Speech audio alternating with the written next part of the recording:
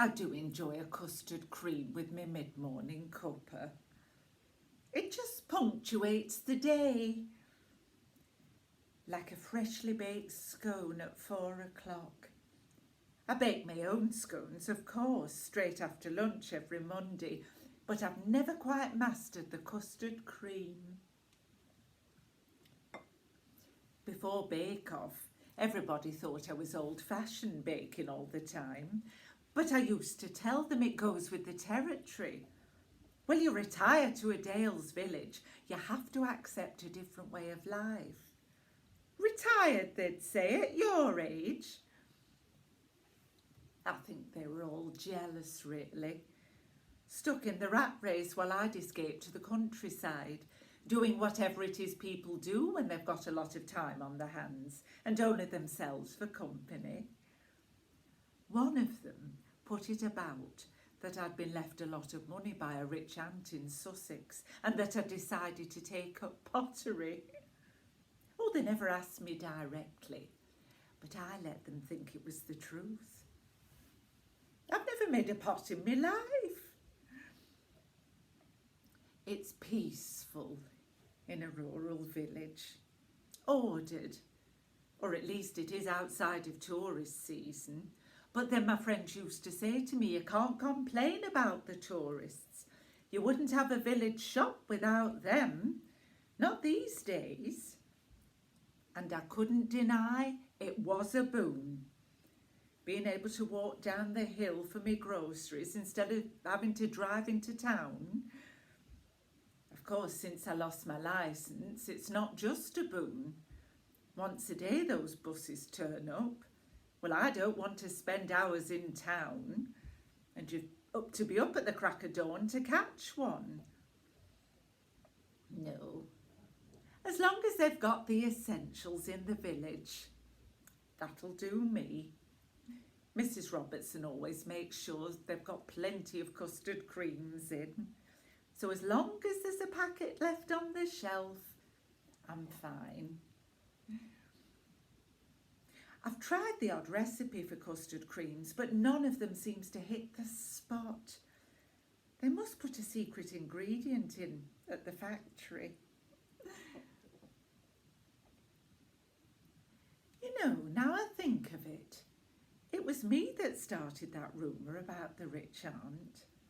When I had that Facebook account pretending to be the mousy accountant who had the office at the end, who ate egg sandwiches for lunch and never came to the Christmas do. Just about the time everybody else discovered WhatsApp, she got on Facebook and I had to delete it all before I got into trouble. Funny what resurfaces when you're not trying to remember it. Another thing my friends used to say to me back when we were still in touch was that everybody knows each other's business in a small village and they didn't envy me that. Now you'd think that would be true, wouldn't you? Living on top of each other, nothing much else to do but watch all the comings and goings. I think that makes people better at keeping secrets. I mean, we all know the trivial things. Who has the telegraph? Everybody's favourite dog walking route, where they keep the spare key, if they bother locking the door at all. Who's most likely to have firelighters in June? But it stands to reason somebody must be having an affair. And yet I've never heard a sniff of scandal. In all the years I've lived here, I've never come across a single fact or even a solid rumour that could be used as a basis for blackmail. One of the things everyone in the village knows about me is that I'm partial to a custard cream. Many's the time I've been in the shop and one of the locals has waved a packet at me. Good job there's 2 left on the shelf, they'd say. More than my life's worth to take the last one, and we'd laugh. And then I'd take the last packet off the shelf and I'd feel a little warm glow. How lovely, I'd think, to be part of a community. So you'd think, wouldn't you? You'd think that the last thing any of my neighbours would do would be to buy the last packet of custard creams.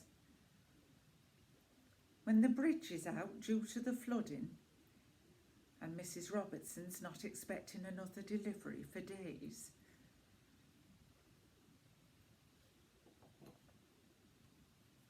it was Edna from Garden Cottage that did it, apparently. She doesn't normally buy custard creams, but Mrs. Robertson said they were out of bourbons and that was the next best thing.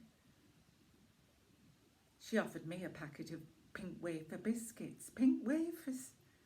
Well, I must have blanched because she said I could have them at half price, but that's not the point, and I told her so. Edna's dog will raise the alarm eventually, I'm sure.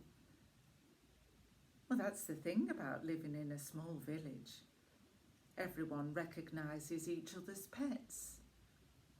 And everyone knows Edna was still walking by the river after breakfast, despite the high water level. So they'll know where to start looking. Of course, the tide's quite high at the moment, so she may have travelled a fair way by now. The packet of custard creams was left unopened on a kitchen table. Nobody saw me nip in to get them. They were all distracted by the fire at the village shop. Now, I'm not one to know other people's business, but I think they'll find that Mrs. Robertson tripped at the top of her cellar steps when she went to fetch more newspaper,